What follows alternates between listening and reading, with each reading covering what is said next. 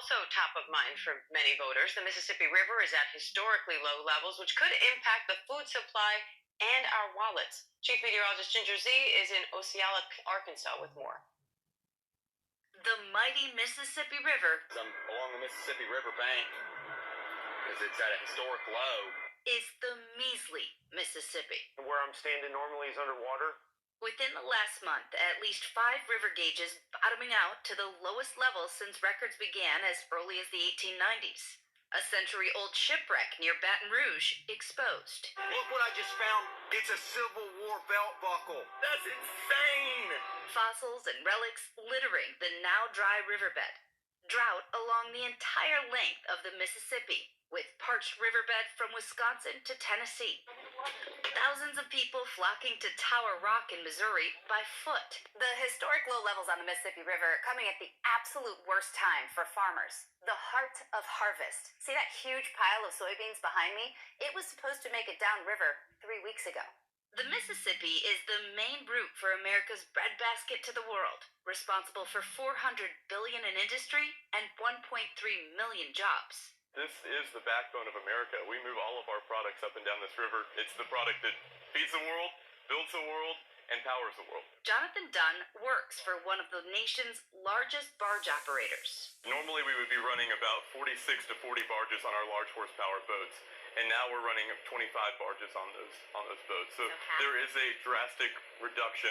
When the price to ship goes up, the value of the goods go down. The prices dropped pretty drastically due to increased freight on the river. So that's got to show up in prices somewhere for us? I think eventually it will. It's it's going to trickle down to everyone. Now, there's a reason that America still uses barges to transport everything, from the soybeans that you see being put in the barge behind me to corn, oil, fertilizer, you name it. We do it because this is cheaper. One barge can hold the same amount as 16 train cars and 70 semi-trucks. And on 1 gallon of gas, the barge can move 5 times farther than a truck. How much do we need? We need months of normal rainfall to recharge the soil and the river systems. And Ginger Z joins me live now from Osceola, Arkansas with more on this. Ginger, how does this end? Yeah, I mean, it has to end, right? We will eventually get rain. The Mississippi River always has ups and downs. Unfortunately, as I'm standing here in this dry riverbed of a water harbor off the Mississippi, this isn't the only dry riverbed in the region. The Missouri, the Ohio have drought.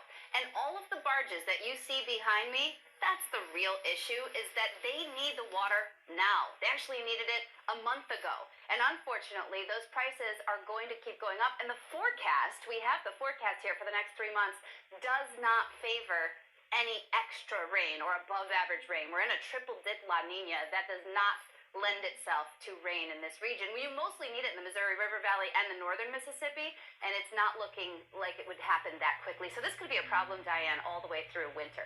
And Ginger, the low river levels making it hard for the barges to get downriver. I mean, that's a big enough impact in and of itself. But it goes wider than that. Can you walk us through this domino effect? Right. So you can see maybe the grain elevator there. It's kind of putting the soybeans into one of the barges. This has been delayed by 3-4 weeks in a lot of places. So the prices of corn, for example, more than doubled to ship. When the shipping prices go up, it costs more for all these barges to be sitting here and not delivering their goods.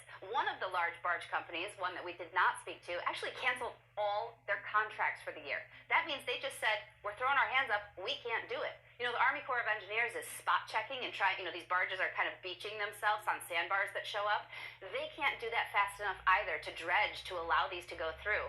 So it is going to cost farmers first, and then eventually us. The soybeans, for example, some of the soy goes into livestock feed. That means meat prices could be impacted. So, Ginger, what does that mean for consumers when they head to the grocery store? Right, so by next year, you may see those impacts because these barges not only have to get downriver, they have to get to New Orleans, and then economically, a lot of times after that, we export a ton of what comes from the Mississippi overseas. When you start talking about supply chain changes, which we've already seen the domino effect of that after COVID, this could be a years-long process to get out of. Unfortunately, one of the largest and costliest natural disasters was a drought on the Mississippi River in 1988. It cost $50 billion. We do not want to get there. All right, no, we sure don't. Ginger Z, thanks for that.